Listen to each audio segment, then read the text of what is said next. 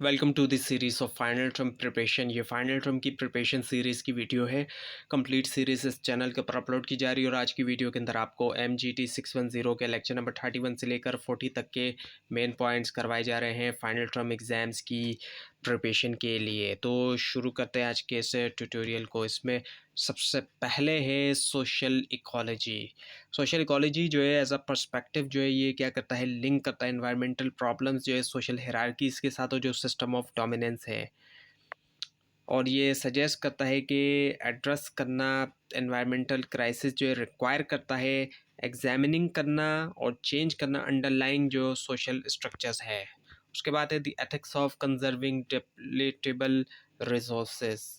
सो जो कॉन्सेप्ट है कंजर्वेशन का और फोकस जो है किसके ऊपर, सेव करना या रैशनिंग करना नेचुरल रिसोर्सेज ताकि फ्यूचर में उनका इस्तेमाल किया जा सके, यानी कि फ्यूचर के लिए छोड़ा जा सके। और एथिकल डायमेंशन है लिमिट करने की करंट कंजम्पशन ताकि इंश्योर किया जाए कि रिसोर्स अवेलेबल रहें जो आने वाली जो जनरेशन हैं, जो फ्यूचर की जो जनरेशन हैं उनके लिए भी। So rights of future generation, जारी बात है फ्यूचर जनरेशन का राइट है, उसके हिसाब से यहाँ बात की जा रही है कि मॉरल ऑब्लिगेशन है कि कंजर्व किया जाए रिसोर्सेज को फ्यूचर जनरेशन के लिए। बेस करता है उनके इक्वल राइट के ऊपर, क्योंकि उनका भी इक्वल राइट है जो भी लिमिटेड रिसोर्सेज हैं उनके लिए। और डिप्लीट रिसोर्सेज जो है वो डिप्लीशन होना रिसोर्सेज जो है, अगर उनको रिसोर्सेज को डिप्लीट किया जाएगा, ख़त्म किया जाएगा, तो वो वायलेट करता है राइट्स फ्यूचर जनरेशन के। और जॉन रॉल्स का जो पर्सपेक्टिव है वो क्या है?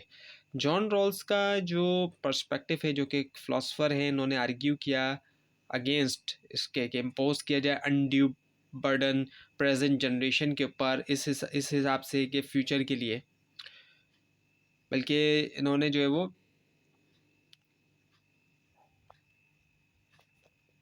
एडवोकेट किया एक बैलेंस, फ्यूचर और प्रेजेंट नीड इन दोनों के दरमियान इन्होंने एक बैलेंस को जो है एडवोकेट किया। सो मार्केट मैकेनिज़्म और कंजर्वेशन के हिसाब से हम दोनों को अगर देखें तो मार्केट मैकेनिज़्म अलोन जो है वो इंश्योर नहीं कर सकता एडिकेट कंजर्वेशन जो है फ्यूचर जनरेशन्स के लिए, क्योंकि मार्केट जो है हैविली डिस्काउंट करती है फ्यूचर नीड जो कि उनको बनाती है मिनिमली इन्फ्लुएंशियल जो करंट प्राइस के ऊपर। और 6 रीज़न हैं, ज़ाहिर बात है इंट्रोड्यूस किए जा रहे हैं आपको कि ये क्यों जो है वो केस है। मल्टीपल एक्सेस है और टाइम प्रेफरेंस है। मल्टीपल एक्सेस को हम देखें तो मल्टीपल एक्सेस जो है रिसोर्सेज के लिए, उससे क्या होता है, रैपिड डिप्लीशन होती है। और दूसरा ये कि टाइम प्रेफरेंस और टाइम और myopia, short term time horizon जो है फर्म्स का वो होता है कंपटीशन से, और जो कि अक्सर डिसरिगार्ड करता है लॉन्ग टर्म इंटरेस्ट जो है फ्यूचर जनरेशन का। और इनएडिकेट फोरकास्टिंग, इनएडिकेट फोरकास्टिंग जो होती है फ्यूचर नीड्स की और डेवलपमेंट की। सो प्रेजेंट यूज़र जो सिंपली फेल हो जाते हैं फोर्सी करने के लिए फ्यूचर डेवलपमेंट। इसके अलावा स्पेशल इन्फ्लुएंसेस देखें हम तो स्पेशल इन्फ्लुएंसेस जैसे कि टैक्सेस हैं और इंसेंटिव्स हैं जो कि इनकरेज करते हैं रैपिड कर सकते हैं रैपिड रिसोर्स डिप्लेशन को भी। एक्सटर्नल इफ़ेक्ट्स हैं जैसे कि पॉल्यूशन जो कि अक्सर इग्नोर कर देते हैं प्राइवेट रिसोर्स यूज़र्स। और डिस्ट्रीब्यूशन है अनइक्वल, जो डिस्ट्रीब्यूशन है वेल्थ की और इनकम की, इससे क्या होता है कि मार्केट डिमांड होती है जो कि प्रायोरिटाइज करती है इंटरेस्ट जो है वेल्थी का, इसके मुकाबले में कि जो नीड है फ्यूचर जनरेशन की या पुअर्स की, यानी कि फ्यूचर जनरेशन और पुअर की नीड को इग्नोर कर दिया जाता है।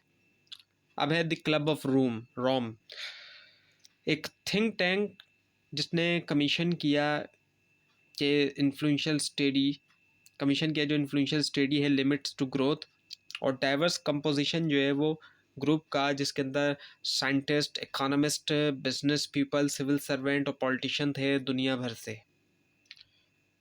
और जो इसका ओरिजिन है ये जो है एट्रीब्यूट किया जाता है, इसकी जो फॉर्मेशन है ऑरेलियो पैकी को, एक इटालियन बिजनेसमैन। पैकी ने जो है 1965 की जो स्पीच है जिसने हाईलाइट किया कि ड्रामेटिक जो गोल चेंजेस हैं जो कि आए साइंस और टेक्नोलॉजी से स्पार्क करते हुए जो फॉर्मिंग ऑफ ग्रुप है। और हिस्टोरिकल एग्जांपल हमें मिलती है डेवेस्टेटिंग कॉन्सिक्वेंसेस की एक्सीडेंट की, जो कि रिलेट करते हैं नेचुरल गैस से। 1937 में London school new London school explosion हुआ टेक्सास के अंदर, जिसमें किल हुए हंड्रेड्स ऑफ स्टूडेंट्स और टीचर्स। और सिमिलर एक्सप्लोजन्स जो है वो कंटिन्यू रहे वर्ल्ड वाइड। उसके बाद ये कि हु शुड पे, अब किसको पे करना चाहिए, द प्रोडक्ट लाइबिलिटी डिबेट। अभी एक डिबेट रही प्रोडक्ट लाइबिलिटी के आसपास प्रेजेंट करते हुए स्टैटिस्टिक्स, या फिर जो इंजरीज हुई और जो डेथ हुई प्रोडक्ट रिलेटेड एक्सीडेंट्स की वजह से, और सिग्निफिकेंट कॉस्ट है जाहिर बात है इन इंजरीज और डेथ के साथ। उसके बाद ये कि should consumer bear more responsibility, क्या कंज्यूमर को ज़्यादा रिस्पॉन्सिबिलिटी लेनी चाहिए या होनी चाहिए कंज्यूमर के ऊपर, ये भी एक आर्ग्यूमेंट आता है। मैन्युफैक्चरर्स की तरफ से आर्ग्यूमेंट आता है कि कंज्यूमर को बेयर करना चाहिए ज़्यादा रिस्पॉन्सिबिलिटी प्रोडक्ट रिलेटेड इंजरीज़ की। और ये कि फुल लाइबिलिटी जो है कंपनीज़ के ऊपर आउटवे करती है बेनिफिट, और उससे सब्सटेंशियल इंक्रीज आता है प्रोडक्ट लाइबिलिटी लॉ सूट के ऊपर सिंस 1960s। और इम्पैक्ट जो लिटिगेशन का इम्पैक्ट है, सो यहाँ पर जो है वो ये बताया जा रहा है कि एक स्टडी के मुताबिक 13,500 प्रोडक्ट्स लाइबिलिटी सूट्स जो है वो फाइल किए गए फेडरल कोर्ट के अंदर 1986 में। अगर उसको कंपेयर करें जो सिर्फ 1500 थे 1974 में। सो मैन्युफैक्चरर्स लीगल कॉस्ट जो है, अब यहाँ पर इसके बारे में बताया जा रहा है कि राइजिंग लीगल कॉस्ट है मैन्युफैक्चरर के लिए प्रोडक्ट लाइबिलिटी की वजह से, प्रोडक्ट लाइबिलिटी केस की वजह से, और एक सिग्निफिकेंट पोर्शन जो है कॉरपोरेशन की लिटिगेशन एक्सपेंसेस, अब उनको रिलेट किया जाता है इस तरह के केसेस के साथ।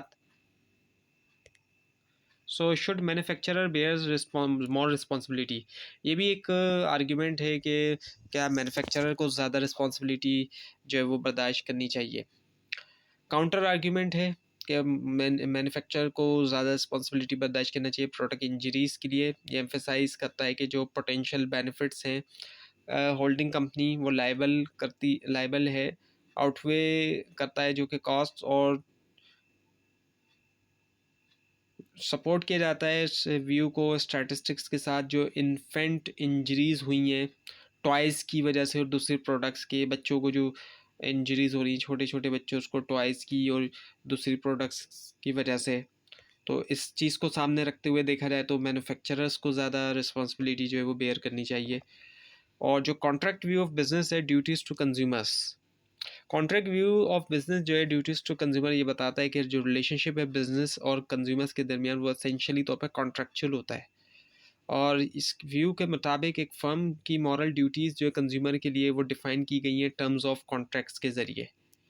जो now the duty to comply, जो कोर ड्यूटी होती है बिजनेस की टर्म कॉन्ट्रैक्ट व्यू के अंडर, वही होती है कि प्रोवाइड करे एक प्रोडक्ट जो कि पूरा करे क्लेम जो उसने किए हैं। अब जो क्लेम है वो तो पूरे करे ना, अलाउ करता है कस्टमर को कि वो इंटर हो कॉन्ट्रैक्ट में फ्रीली तौर पे भी और क्लियर अंडरस्टैंडिंग हो प्रोडक्ट के हवाले से।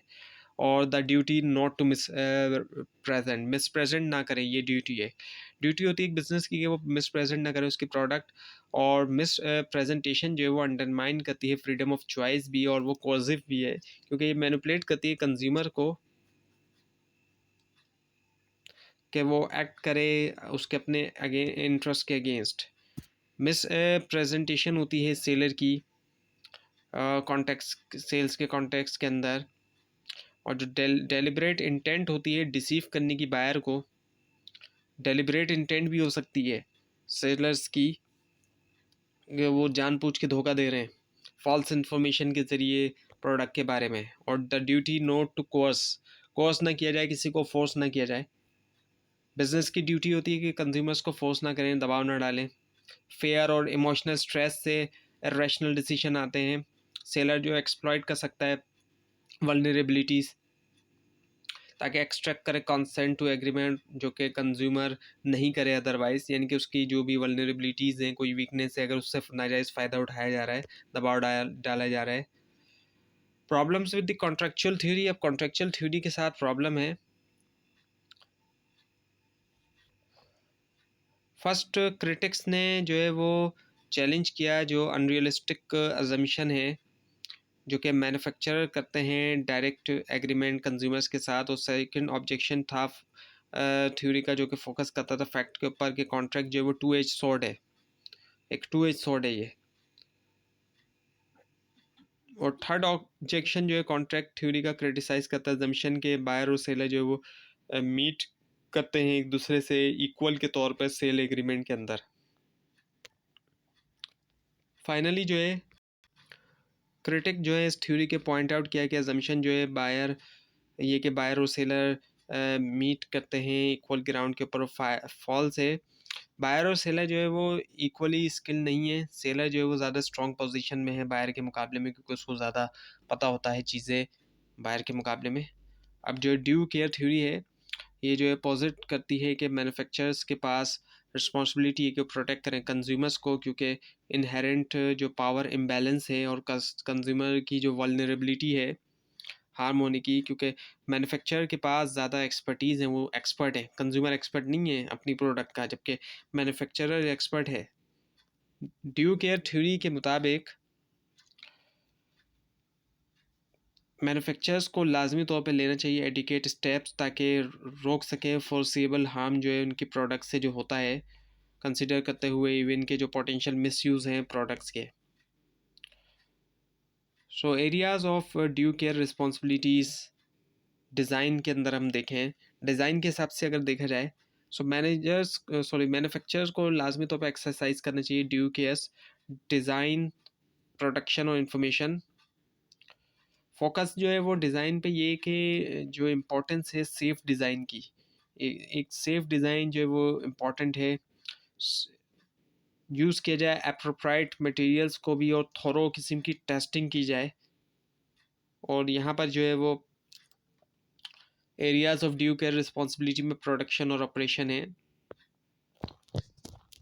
प्रोडक्शन के अंदर क्या है कि कंट्रोल किया जाए मैन्युफैक्चरिंग प्रोसेसेस ताकि एलिमिनेट कर दिया जाए डिफेक्ट्स को, जबकि इंफॉर्मेशन के अंदर प्रोवाइड किया जाए क्लियर वार्निंग जो पोटेंशियल डैमेजेस हैं, सॉरी डेंजर जो हैं। अक्सर आप देखते हैं कि लिखा हुआ होता है, वार्निंग्स लिखी होती हैं प्रोडक्ट्स के ऊपर, तो वो इसी वजह से लिखी होती हैं। अब कुछ प्रॉब्लम भी हैं जो ड्यू केयर थ्योरी के साथ है। की चैलेंज है कि ड्यू केयर थ्योरी के लिए एक लैक ऑफ क्लियर मेथड, एक कमी है क्लियर मेथड की डिटरमाइन करने के लिए कि क्या कॉन्स्टिट्यूट करता है ड्यू केयर, और जो कि बनाता है डिफ़िकल्ट के इस्टेब्लिश किया जाए कंसिडर्ड कंसिस्टेंट स्टैंडर्ड जो है मैन्युफैक्चर के लिए। सेकंड डिफ़िकल्टी जो हुई, जो दूसरा चैलेंज ड्यू केयर के लिए, अजम्पशन के मैन्युफैक्चरर्स जो है वो हमेशा डिस्कवर कर सकते हैं तमाम जो पोटेंशियल रिस्क एसोसिएट एक प्रोडक्ट के साथ इससे पहले कि वो रीच करे कंज्यूमर्स को, जो कि हमेशा पॉसिबल नहीं है।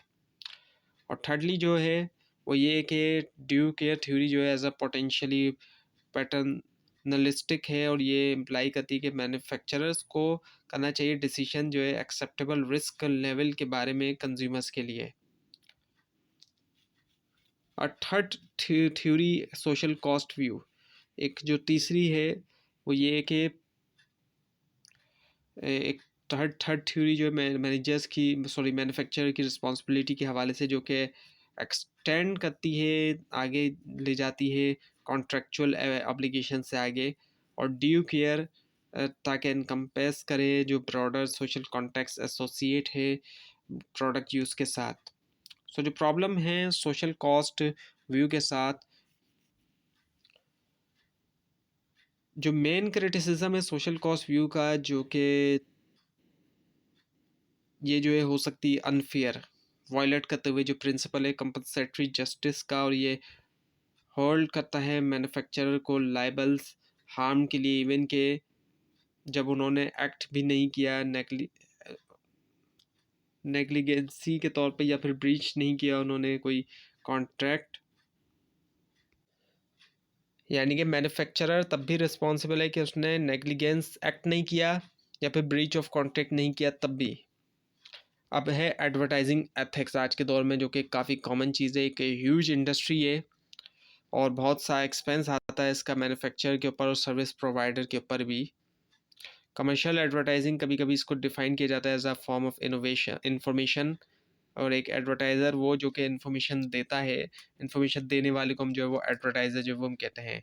इम्प्लीकेशन है एडवर्टाइजिंग की एज इंफॉर्मेशन, इम्प्लीकेशन जो है डिफाइन करने की एडवर्टाइजिंग को एज अ इंफॉर्मेशन है। क्वेश्चन कर रही है कि क्या ये ट्रूली तौर पे बेनिफिट देती है कंज्यूमर को या नहीं भी, और कई सारे पोटेंशियल हार्म भी हैं और जो बेनिफिट्स भी हैं एडवर्टाइज़र के, एडवर्टाइजिंग के। क्रिटिसिज्म भी है एडवर्टाइजिंग का, साइकोलॉजिकल इफ़ेक्ट्स हैं, सो पोटेंशियल साइकोलॉजिकल हार्म है प्रमोट करते हुए मटेरियलिस्टिक वैल्यूज़, लोग जो है वो मटेरियलिज्म की तरफ जा रहे हैं, और पोटेंशियली जो है वो डीबेस कर देना कंज्यूमर्स का जो टेस्ट है उसको। बेनिफिट्स भी हैं, जहाँ एक तरफ फ़ायदे हैं वहीं नुकसानात भी होते हैं, तो यहाँ पे आपको पहले नुकसानात बता दिए गए कुछ, तो फ़ायदे भी बताए जा रहे हैं। पोटेंशियल बेनिफिट भी हैं एडवर्टाइजिंग के, एक्नॉलेजिंग करना जो वेस्ट रिसोर्सेज डेडिकेट किया जाता है इसको, और परवेजिव इन्फ्लुएंस होता है मॉडर्न सोसाइटी में। सो एनॉर्मस ह्यूमंस और मटेरियल रिसोर्सेज डिवोट किया जाता है एडवर्टाइजिंग को, लोगों के लिए जॉब्स भी जो है क्रिएट होती हैं।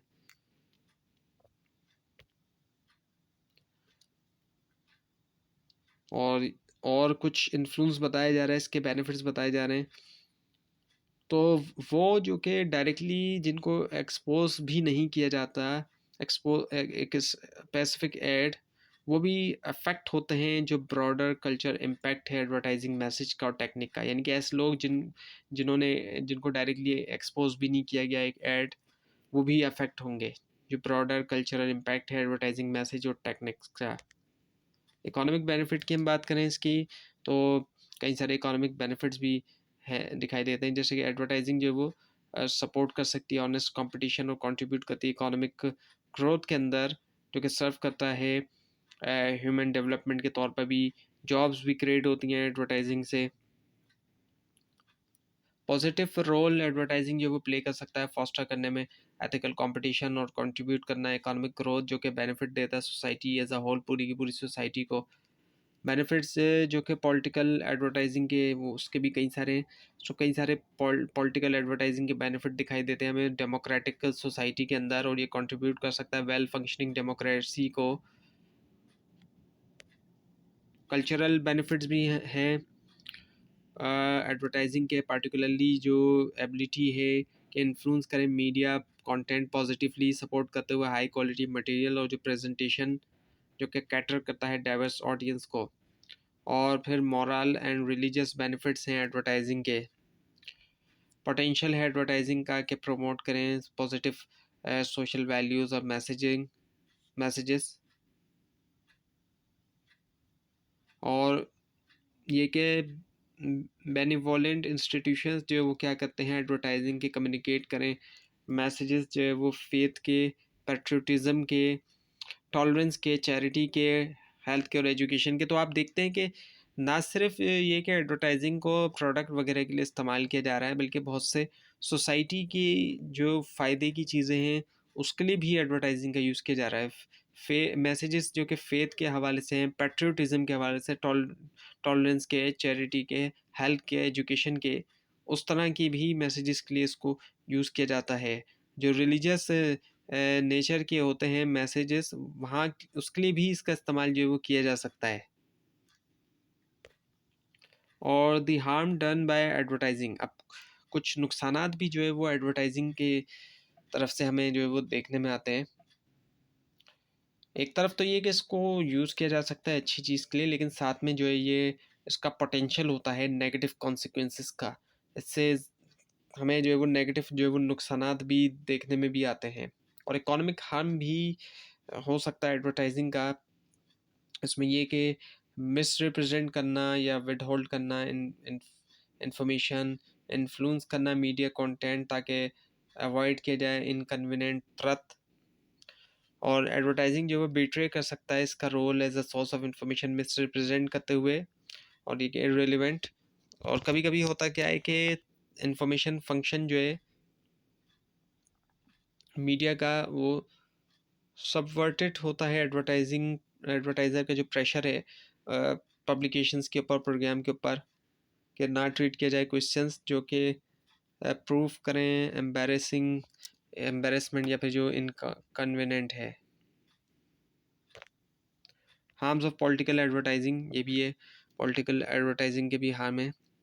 वैसे तो ये बेनिफिट है, लेकिन ये क्या कर सकता है, ऑब्स्ट्रक्ट कर सकता है जो डेमोक्रेटिक प्रोसेस है मैनिपुलेशन के लिए और मिस इंफॉर्मेशन के लिए। सो पॉलिटिकल जो लोग हैं वो इसको मिस मैनिपुलेट भी कर सकते हैं एडवर्टाइजिंग का यूज़ करते हुए, या फिर जो है वो मिस इन्फॉर्मेशन जो है वो फैला सकते हैं, ये भी हो सकता है। और कल्चर हार्म्स भी होते हैं एडवर्टाइजिंग के, पोटेंशियल कल्चर हार्म है, जैसे कि प्रमोट करना, कंज्यूमरिज्म को प्रमोट कर देना, और डिस्ट्रक्टिव कंजम्पशन पैटर्न को, इसके अलावा पॉलिटिकली करप्टन पोटेंशियली करप्टिंग करना कल्चरल जो वैल्यूज़ हैं उनको। इसके अलावा मॉरल और रिलीजियस हार्म भी देखने में आते हैं एडवर्टाइजिंग के। मॉरल हार्म किया जाता है अपील्स के ज़रिए, और बेस करना डिज़ायर्स जैसे कि एनवी, स्टेटस सीकिंग और लस्ट वगैरह, और ये तमाम चीज़ें जो है वो आ जाती हैं इसमें। तो कई सारी ऐसी चीज़ें हैं जो मॉरली तौर पे और रिलीजियसली तौर पे ख़राब हैं, उनको एडवर्टाइजिंग के ज़रिए प्रमोट भी किया जा सकता है और उसके लिए यूज़ भी किया जाता है। एडवर्टाइजिंग एथिक्स की अब हम बात करें, इसमें सो डिसेप्टिव एडवर्टाइजिंग भी होती है, धोखा देने वाली एडवर्टाइजिंग जिसको हम कहें। ये अफेक्ट करता है कंज्यूमर के बिलीव्स के ऊपर। अब ये है कम्युनिकेशन, ये ट्रुथफुल भी हो सकती है, डिसेप्टिव भी हो सकती है। जो कुछ दिखाया जा रहा है एडवर्टाइजिंग में ज़रूरी नहीं है कि वो सही है, वो गलत भी हो सकता है। उसके अलावा पफरी है। पफरी क्या है, एग्जेजरेशन, बढ़ा चढ़ा के। अक्सर आप देखते हैं एडवर्टाइजिंग में ऐसी ऐसी बातें हो रही होती हैं कि बहुत ज़्यादा बढ़ा चढ़ा के बात की जा रही होती है। सो एडवर्टाइजिंग इन टुडेज सोसाइटी, आज के दौर में हम एडवर्टाइजिंग देखें तो एक बहुत बड़ा बिजनेस है। कोई भी बिजनेस के बगैर सक्सेस ही नहीं कर सकता, कामयाबी नहीं कर सकता। हर प्रोडक्ट को अगर नाम बनाना है तो उसके लिए एडवर्टाइजिंग ज़रूरी होती है।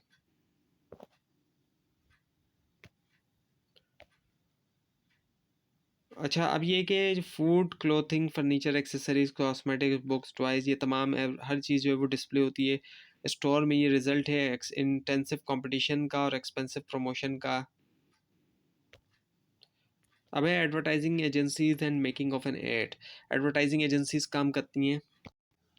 एडवर्टाइजिंग एजेंसीज का फंक्शन है डेवलप करने में और एग्जीक्यूट करने में advertising campaign, initial idea generation से लेकर फाइनल प्रोजेक्ट कंप्लीशन तक।